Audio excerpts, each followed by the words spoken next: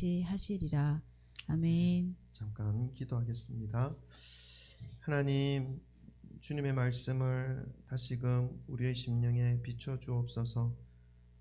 세상에 살아가는 동안, 세상살이 할 동안 하나님, 우리의 마음속에, 우리의 생각 속에 달라붙어 있는 세상의 가치관들, 세상의 삶의 그 모양들이 하나님의 말씀 앞에서 떨어져 나가게 하시고 주님의 말씀이 주장하시고 인도하시는 그러한 삶을 살 수 있도록 이 시간 저희들을 말씀으로 새롭게 하여 주옵소서.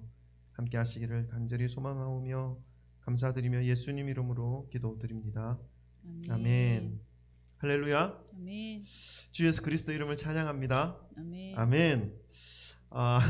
매주일마다 이렇게 예배를 드릴 수 있게 하신 하나님께 참 감사를 드립니다.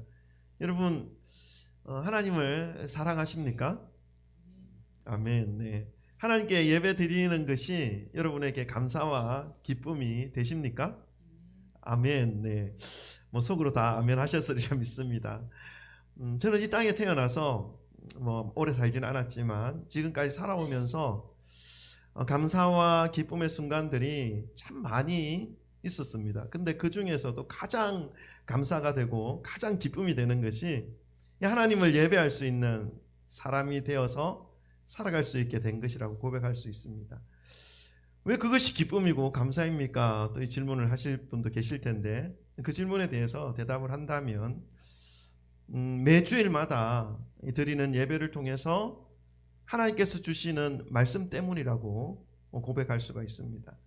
하나님의 말씀을 받으며 마음에 품고 세상 속에서 그리스도인으로 살아갈 수 있게 하셨고 이제는 그 말씀을 전하는 것으로 비록 작은 숫자의 성도님들이지만 여러분들이 말씀을 따라 살아갈 수 있도록 돕고 기도하고 또 섬길 수 있는 삶을 살 수 있게 된 것은 참으로 하나님의 은혜요, 주님이 주신 그러한 기쁨임을 고백할 수 있습니다.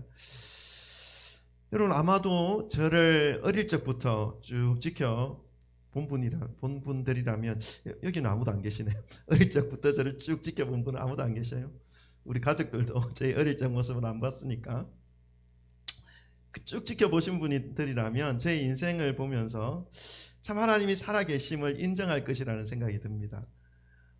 예수님을 도저히 알 수 없는 집안에서 예수님께로 인도되었고 인생의 출발점이 하나님이었다는 진리를 알게 하셨고 결국 예수님을 통해서 인생의 출발점이었던 하나님께로 다시 돌아간다는 사실을 알고 이 땅에서 살아갈 수 있게 하신 것이 저에게는 너무나 큰 일이고 감사한 일이라는 것을 인식하고 있습니다.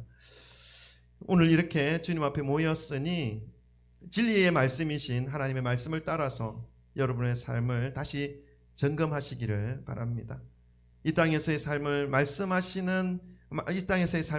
순종하시는 복된 삶으로 이번 한 주간도 살아가시기를 주님의 이름으로 축원합니다.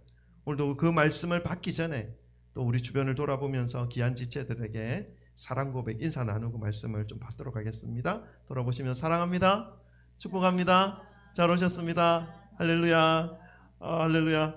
아유, 우리 김용희 집사님 마스크를 끼고 한 주간 좀 힘드셨나봐요. 네. 아멘, 아멘. 저는 여러분들이 서로 사랑 고백하고 이렇게 또 친하게 지내고 하는 모습들을 보면 참 제 속에 기쁨이 됩니다. 정말 그런 모습이 천국의 모습이 아닐까 하는 생각을 가져봅니다. 오늘 본문 말씀은 베드로가 예수님께 질문한 내용의 대답으로 이어진 예수님의 말씀이죠. 우리 지난 시간에도 예수님께서 용서하기를 하라, 용서를 계속하라 하는 이 말씀을 듣고 제자들이 주여 믿음이 없습니다, 저희들을 불쌍히 여겨주소서 하는 그 말씀에 대해서 하나님께서 예수님께서 종에 대한 무익한 종에 대한 그러한 어떤 자세와 삶의 모습을 가르쳐 주시면서 은혜를 구하는 자, 하나님께서 하나님께서 주신 그 믿음으로 살아가는 자의 기본적인 자세가 어떠한 모습이어야 하는지를 가르쳐 주셨습니다. 오늘도 이 베드로의 그 모습을 보시면서 하나님께서는 우리에게 진정한 용서의 의미가 무엇일까? 우리의 믿는 자의 모습이 어떠한 모습으로 나타나야 하는 것일까? 다시 한 번 더 우리에게 귀한 믿음의 자세를 가르쳐주고 있는 것이죠. 베드로가 예수님께 뭐라고 질문했습니까? 예수님, 형제가 나에게 죄를 범하면 몇 번 정도 용서하면 좋겠습니까? 한 7번 정도 용서하면 되지 않을까요, 예수님? 이렇게 질문합니다. 요즘 새벽 예배 본문 말씀으로 창세기 말씀을 우리가 함께 나누고 있는데 요셉에 대한 말씀 부분을 전하고 있습니다. 형제들에 의해서 애굽의 노예로 팔려간 요셉이 하나님의 인도하심으로 이집트의 총리가 되었고, 그리고 자신을 노예로 팔았던 형들과 이제 제외하는 그러한 부분들을 묵상하면서 말씀을 전하고 있는데요. 이러한 말씀들을 묵상하면서 요셉의 모습을 참 살펴보았습니다. 근데 이 요셉의 모습에서 형들을 원망하거나 자신에게 했던 악한 행동들에 대해서 복수하려고 하는 모습이 전혀 없는 그런 요셉의 모습을 보면서 용서라는 것에 대하여 참 많이 생각하면서 한 주간을 보냈던 시간을 보냈습니다. 그래서 오늘 본문 말씀을 기도하는 마음으로 준비했는데, 말씀을 준비하면서도 하나님께 계속 기도하는 마음이 들었습니다. 왜냐하면 저에게는 이 요셉과 같은 마음, 용서에 대한 마음이 많이 없기 때문입니다. 나는 요셉과 같은 이러한 용서의 마음이 많이 없는데 어떻게 하면 좋을까 하는 그런 마음 때문에 계속 하나님 앞에 기도가 되더라고요. 예수님은 이 베드로를 중심으로 한 제자들에게 용서를 어떻게 해야 하는 것인지를 말씀해 주십니다. 근데 이 말씀이 제자들뿐만 아니라 저를 포함한 우리들에게도 그대로 순종하며 살아가기가 너무나 쉽지 않은 말씀입니다. 그래서 계속해서 기도가 되고 주님의 은혜를 구하면서 말씀을 준비할 수밖에 없었습니다. 보통 당시에 유대인들은 자신에게 잘못을 행한 그 사람에게 용서하는 것을 3번 정도는 하여야 한다라는 기준을 가지고 있었습니다. 왜냐하면 당시의 유대의 랍비들, 선생님들이 3번 정도는 용서하는 것은 도리다, 기준이다 라고 하는 것을 가르쳤기 때문입니다. 그런데 베드로는 예수님께 예수님 형제가 나에게 잘못했을 때 7번, 3번이 아니라 7번 정도 용서해주면 되지 않겠습니까? 그 다음에는 용서 안 해줘도 되지 않겠습니까? 이렇게 질문합니다. 베드로가 이제 7번 정도 언급한 것은 베드로의 입장에서는 아주 크고 넓은 마음을 가지고 예수님께 질문하였던 것이겠죠. 근데 예수님은 이 질문에 대해서 베드로의 마음을 당황하게 만드는 대답을 합니다. 우리 본문 말씀 읽어볼까요? 21절과 22절입니다. 한번 PPT 있습니다. 21절과 22절 다 같이 읽습니다. 시작. 그때에 베드로가 나와 이르되 주여, 형제가 내게 죄를 범하면 몇 번이나 용서하여 주리이까? 7번까지 하오리이까? 22절. 예수께서 이르시되 내게 이르노니 7번뿐 아니라 7번을 70번까지라도 할지니라. 아멘. 이 베드로는 당황스러웠습니다. 이 말씀을 접하고 있는 우리들도 좀 당황스럽지 않습니까? 저만 당황스럽습니까? 7번도 많은데 용서해야 하는 숫자가 베드로가 7번에서 490번으로 늘어났습니다. 여러분, 예수님의 이 말씀은 490번 용서해라는 말씀이 아니지요. 횟수가 중요한 것이 아니라 끝없이 용서해 주어라는 의미입니다. 7번에 1번이라도 용서해 주어라 말씀하지 않습니까? 그런데 사실 우리가 이 땅에서 살아가면서 자기에게 고통을 안겨다 주었고 마음에 지울 수 없는 큰 상처를 준 사람들의 행동들에 대하여 한번 용서하기도 너무나 어렵고 싫지 않습니까? 힘든 것이 사실입니다. 그런데 자신에게 그렇게 악한 일을 저질러 놓고도 잘못을 인정하지 않고 오히려 더 큰 소리를 치면서 자신의 행동에 무엇이 잘못된 것인지 인정하지 않으려고 하는 그 모습을 그대로 용서하는 것은 너무나 힘듭니다. 그런데 그러한 상황 속에 놓여져 있을 때 숫자를 세지 말고 끝없이 용서를 해 주어라. 예수님의 말씀이죠. 사실 저는 이것은 불가능한 일이라고 생각합니다. 이렇게 계속 이해하고 용서하고 용납하고 어떻게 살아갈 수가 있겠습니까? 이렇게 살아가는 것은 정말로 이 세상의 삶을 초월하지 않으면, 세상의 그 찢고 뽑고 세상의 그 모든 일들을 한 단계 넘어서지 않으면, 그러니까 우리가 흔히 도인이라고 그러죠. 도인. 그 지경 경지까지 초월한 사람들을 도인이라고 그러죠. 그 단계까지 가지 않는다면 할 수 없는 일이라 생각합니다. 그렇다고 해서 이렇게 용서하고 은혜와 긍휼과 자비를 베풀어주며 살아간다 하더라도 그것에 대하여 감사하는 세상이라기보다는 오히려 우리 흔히 하는 말로 호구라는 말을 쓰죠. 호구라는 말을 들으면서 함부로 취급받기도 하고 무시함을 받을 수 있는 세상이 우리가 살아가는 이 세상입니다. 혀를 꼭 깨물고 참아야 한다. 용서해야 한다. 용납해야 한다. 이렇게 자신에게 주문을 걸면서 마음을 꾹꾹 누른 채 살아간다는 것은 정말로 정신적인 건강, 영적인 건강, 그 모든 부분에 있어서 해로울 것이고 육체적인 건강에도 무척 해로울 것은 분명합니다. 그러면 우리는 어떻게 이 말씀을 받아들여야 되는 것입니까? 예수님께서 용서하기를 7번에 70번까지 하라고 하시는데 예수님의 말씀이니까 그냥 예수님 말씀이니까 그렇게 듣고 나는 또 내 상황에서 살아간다, 이렇게 살아가야 하는 것인가요? 우리 이 부분을 좀 깊이 좀 묵상해 생각했으면 좋겠습니다. 그런데 우리 예수님은 이러한 우리의 이 연약함 그리고 어떤 부족한 생각들, 무지함을 알고 70번까지 용서하라고 말씀하셨음에도 불구하고 용서의 마음을 품지 못할 우리들과 제자들에게 하나의 비유를 말씀하십니다. 여러분 오늘 예수님의 말씀을 들으시고 용서의 마음을 품으시기를 소망합니다. 예수님의 말씀을 우리 한번 좀 봅시다. 23절부터 25절입니다. 23절부터 25절 또 읽습니다. 시작.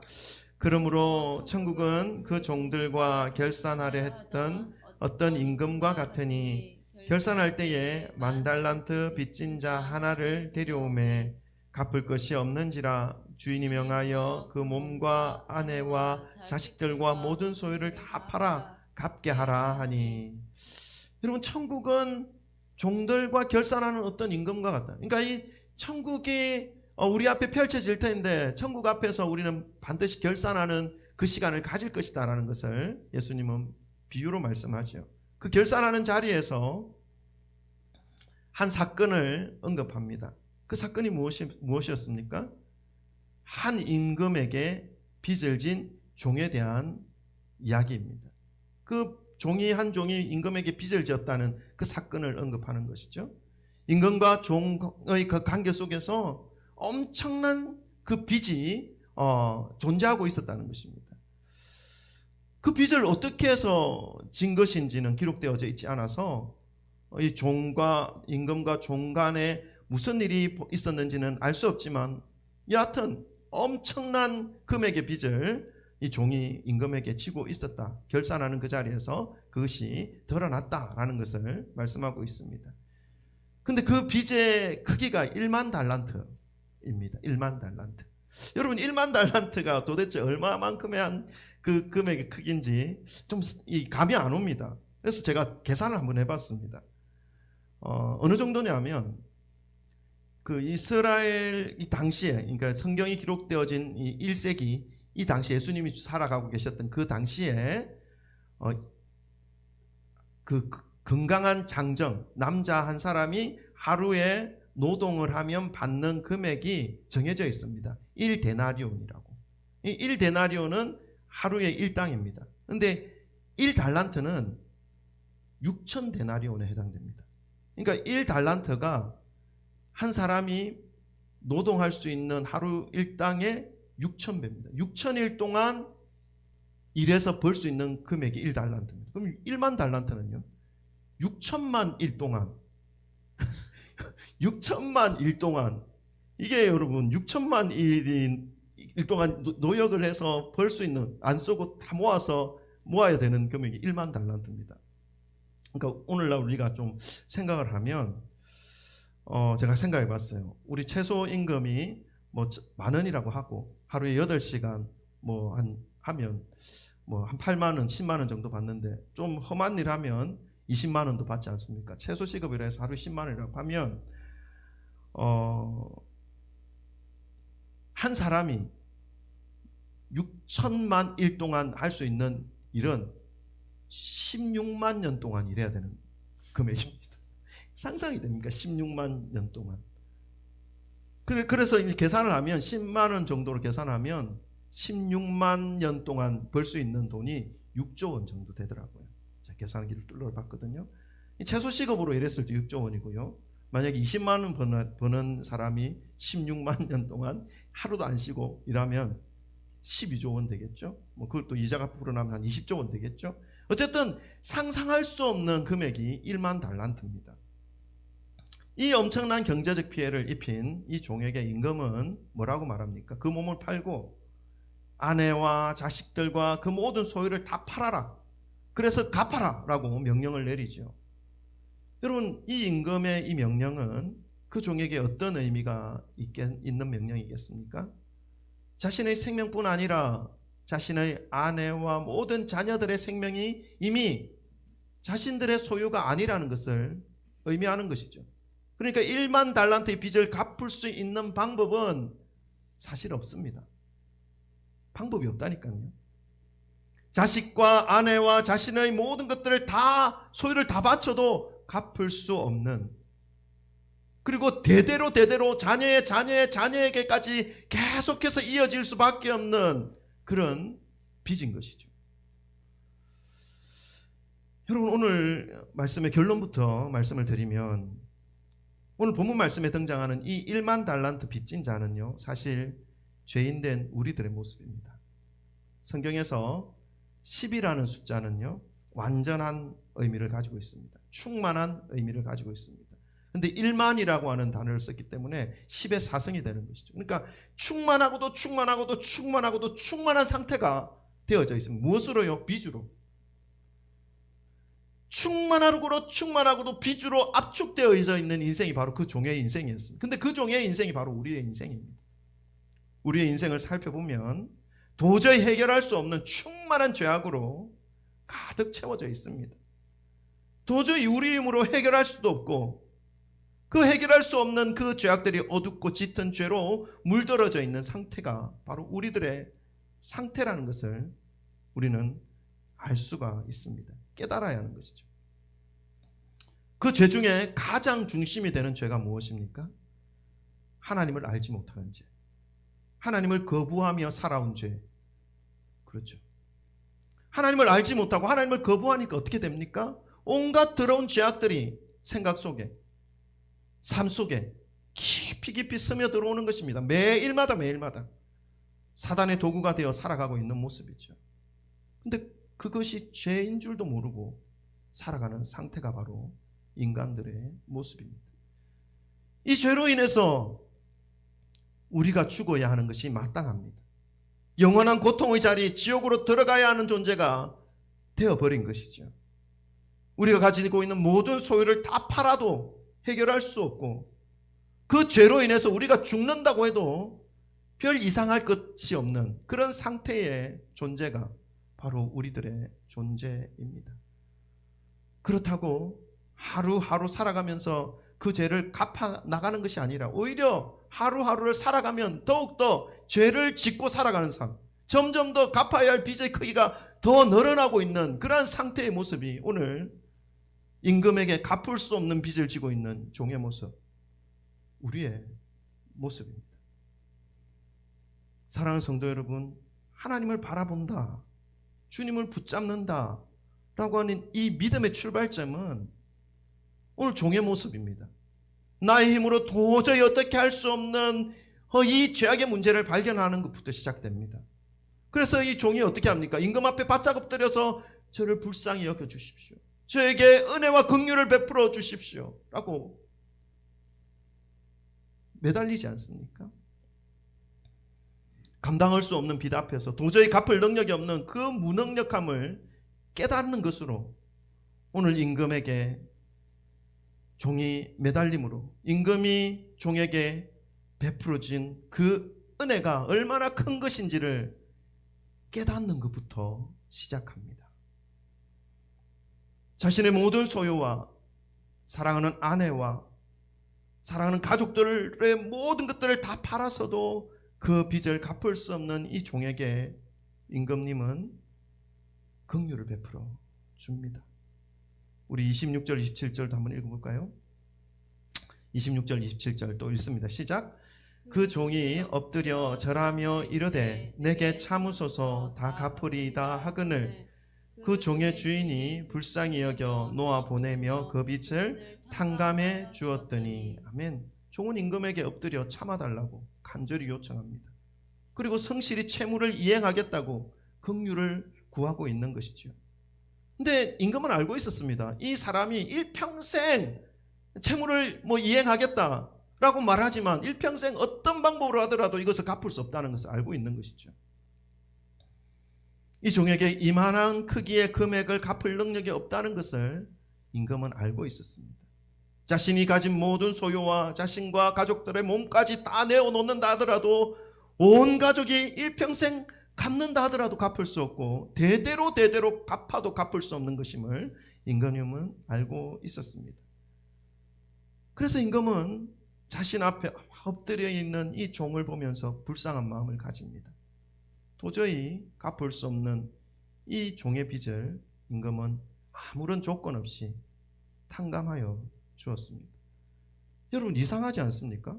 너무나 쉽게 엄청난 금액인데 그것도 아무것도 아닌 것처럼 이 종을 살려주고 빚을 탕감해 준다는 이 모습이 이상하지 않습니까?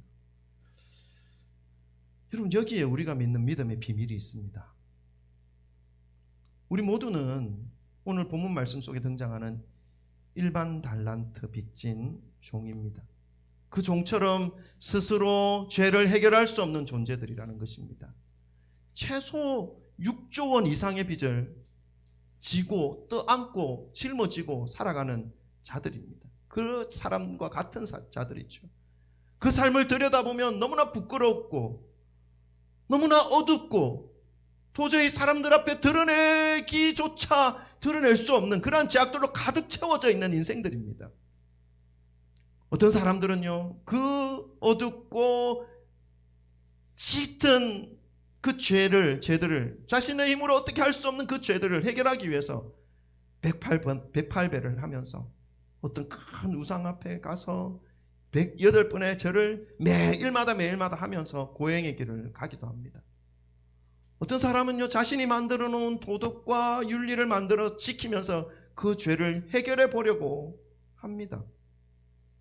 어떤 사람은요, 철학 사상에서 앞서간 지식들과 지식인들이 이 문제를 어떻게 해결했는지 그 철학들을 공부하면서 해결 방법을 찾으려고 그 인생을 철학에 바치기까지 합니다.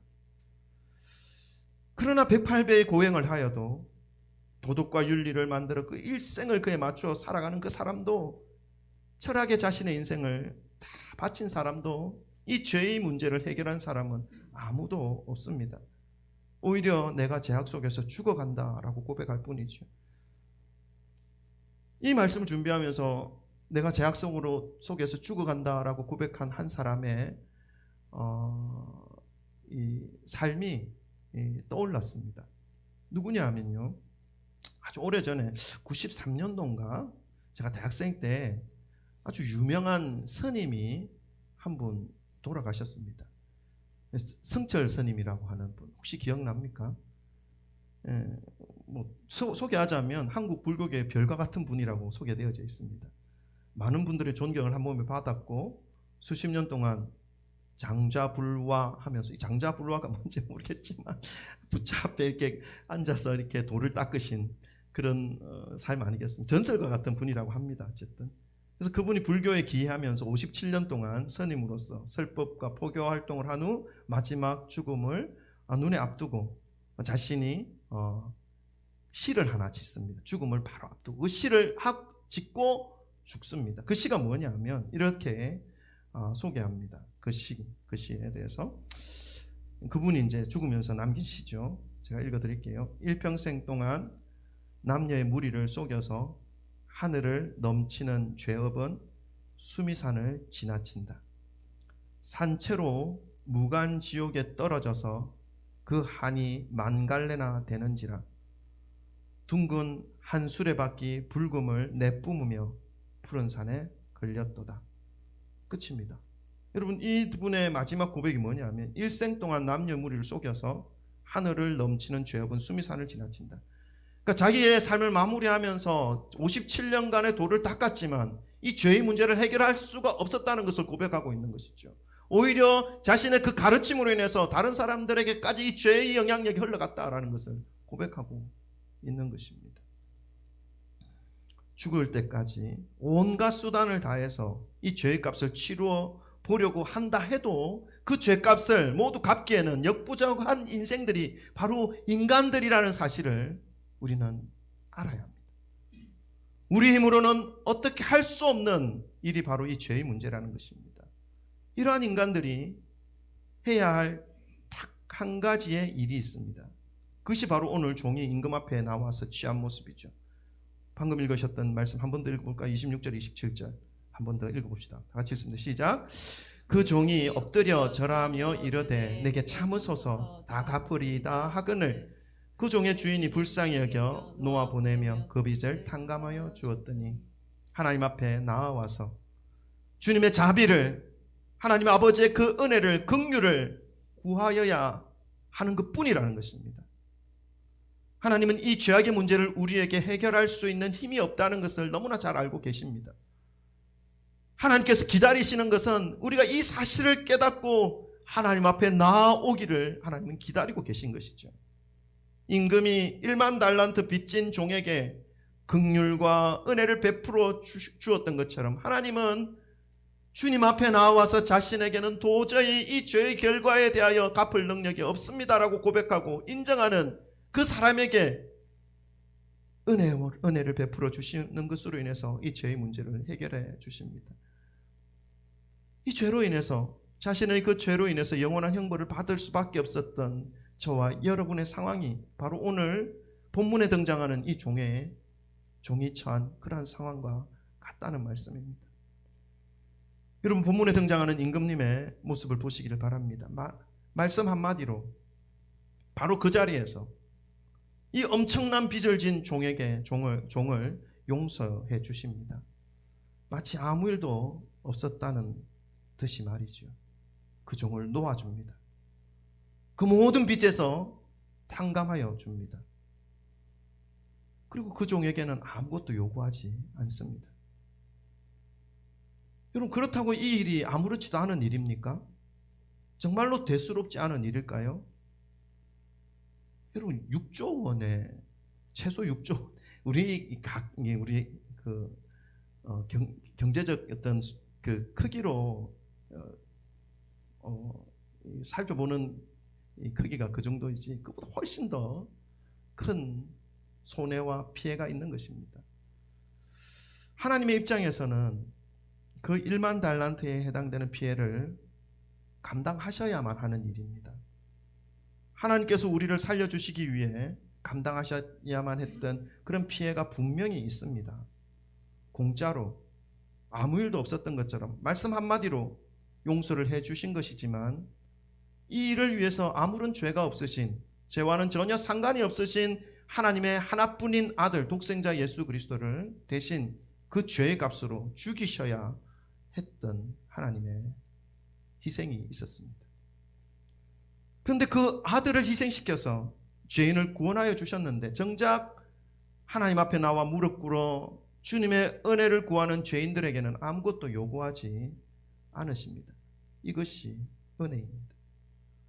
사랑하는 성도 여러분, 정말로 바라는 것은 오늘 내가 생명 가운데 있고 하나님의 은혜 가운데 믿음 가운데 살아가고 있는 이것은 하나님의 하나뿐인 아들 독생자 예수 그리스도께서 십자가에 나 대신 죽어주신 그 은혜 때문인 것을 깨달으시기를 주님의 이름으로 축원합니다. 여러분, 이 은혜를 깨닫지 못하고 살아가면 어떻게 되는지 아십니까? 오늘 1만 달란트 빚진 자의 모습이 됩니다. 우리 32절부터 35절도 한번 읽어볼까요? 이 하나님의 은혜를 깨닫지 못하고 살아가는 사람의 모습이죠. 우리 32절부터 35절 다 같이 읽습니다. 시작. 이에 주인이 그를 불러다가 말하되 악한 종아, 너가 빌기에 내가 너의 빚을 전부 탕감하여 주었거늘 내가 너를 불쌍히 여김과 같이 너도 내 동료를 불쌍히 여김이 마땅하지 아니하냐 하고 주인이 노하여 그 빚을 다 갚도록 그를 옥졸들에게 넘기니라. 너희가 각각 마음으로부터 형제를 용서하지 아니하면 나의 하늘 아버지께서도 너희에게 이같이 하시리라. 아멘. 이 1만 달란트의 빚을 탕감받은 이 종이 이제 임금으로부터 탕감받아서 너무나 감사한 마음으로 너무나 기쁜 마음으로 그 임금의 품을 떠나 거기서 빠져나와서 이제 도로를 다니는데 자기에게 100데나리온을 빚진 사람을 만납니다. 여러분, 100데나리온이 어느 정도의 크기인지 말씀을 드렸지 않습니까? 한 데나리온이 하루 일당에 해당되니까 100데나리온은요 100일의 일당에 해당되는 겁니다. 우리가 하루에 일당 10만 원으로 계산했지 않습니까? 그러니까 100일은 뭐요? 100일은 얼마입니까? 1000만 원 정도 되겠죠. 예. 그렇죠. 1000만 원 정도. 1000만 원의 빚을 진 그 사람을 만납니다. 근데 그 사람에게 1000만 원의 빚을 갚으라고 멱살을 잡고 고발해 버립니다. 용서하지 못하는 것이죠.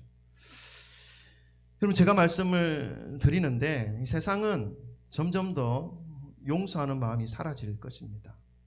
세상은 그런 일이 계속 일어날 것입니다. 1000만 원의 빚을 용서하지 못해서 6조 원의 빚을 탕감받은 사람이 1000만 원의 빚을 용서하지 못해서 고발하고 죽이고 빼앗기고 하는 그러한 일이 반드시 분명히 일어날 것입니다. 왜 그럴까요? 하나님을 모르니까요. 하나님의 말씀의 의미, 하나님께서 베풀어 주신 그 은혜 속에서 하나님께서 얼마나 큰 대가를 감당하셨는지 거기에는 관심이 1도 없기 때문이죠. 오직 나의 자신의 이익에만 관심을 쏠려져 있는 그러한 곳이 바로 세상이니까 이런 일들이 앞으로 계속 벌어질 것입니다. 그런데 결국 이런 삶을 살아가는 사람은요, 자신이 살아온 그 삶을 통해서 다시 임금 앞에 붙잡혀오게 됩니다. 이번에 붙잡혀온 그 종은 자신이 용서하지 못했던 그 마음 때문에 임금님의 용서를 받지 못하는 신세가 됩니다. 이것은 엄청난 용서를 받은 사람이 어떤 마음으로 살아가야 할 것인지에 대한 말씀입니다. 그리고 그 엄청난 용서를 받은 사람이 작은 용서, 물론 이것도요 각자의 인생에 있어서는 엄청나게 큰 용서에 해당될 수 있습니다. 그러나 하나님께로부터 받은 용서와는 비교할 수 없는 것인데 그 은혜를 받고도 은혜를 베풀지 않고 살아갈 때에는 진정으로 하나님의 은혜를 깨닫지 못한 불쌍한 사람이라고 하는 그러한 경고의 말씀을 예수님께서 하고 있는 것입니다. 이 말씀을 듣고도 말씀처럼 끝없는 용서를 하라고 하신 말씀에 순종하기란 참 쉽지 않습니다. 오늘 말씀을 통해서 우리가 용서해야 된다, 참아야 한다 라고 다짐하는 것보다 먼저 깨달아야 하는 것이 있습니다. 그것은 저와 여러분이 도저히 헤어나올 수 없는 죄악의 빚더미 속에 있었던 존재라는 사실을 인식하는 것이 필요합니다. 그리고 그 빚 때문에 하나님의 은혜가 아니었으면 죽어서라도 갚을 수 없었던 그 크기의 빚이었기 때문에 우리에게는 이만한 크기의 빚을 갚을 능력이 아무것도 없는 존재라는 사실을 인식하는 것이 필요합니다. 그리고 이 죄악의 빚으로 인해서 우리가 죽는다고 해도 우리의 모든 것들이 다 빼앗긴다 하더라도, 우리의 생명과 사랑하는 아내와 자녀의 모든 것까지 다 바친다 하더라도 갚을 수 없는, 그 모든 것들을 빼앗긴다 하더라도 아무 말 할 수 없는 유구무원인 존재가 바로 우리였다는 사실을 인식하는 것이 필요합니다. 그런데 이런 우리들을 하나님께서 은혜를 베풀어 주셔서 공짜로 살려주셨다는 사실을 인식하는 것입니다. 그 은혜를 살펴보면 놀라운 희생이 있었다는 것을 우리가 알아야 합니다. 빚은 우리가 지었는데, 죄는 우리가 지었는데, 그 빚에 대한 손해는 모두 하나님께서 지셨습니다. 죄값을 치르기 위해서 죄 없으신 독생자 하나님의 아들 예수 그리스도를 십자가 위에 매달아 우리의 죄값을 대신 치루어 주셨습니다. 너무나 큰 고통과 엄청난 피해를 모두 하나님께서 감당해 주신 것이죠. 여러분, 이 땅을 살아가면서 우리가 용서하지 못할 이유가 무엇인가 곰곰이 생각해 보시기 바랍니다. 그리고 하나님께로부터 받은 그 크신 용서를 기억하시고 마음에 새기시면서 내가 받은 용서와 내가 베풀 용서의 크기를 명확하게 파악해 보시기를 바랍니다.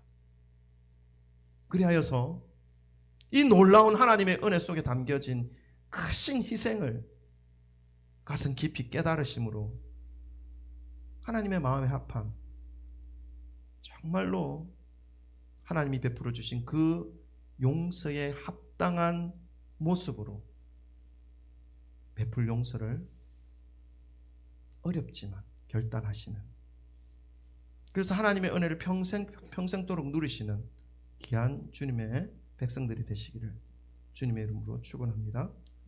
기도합시다.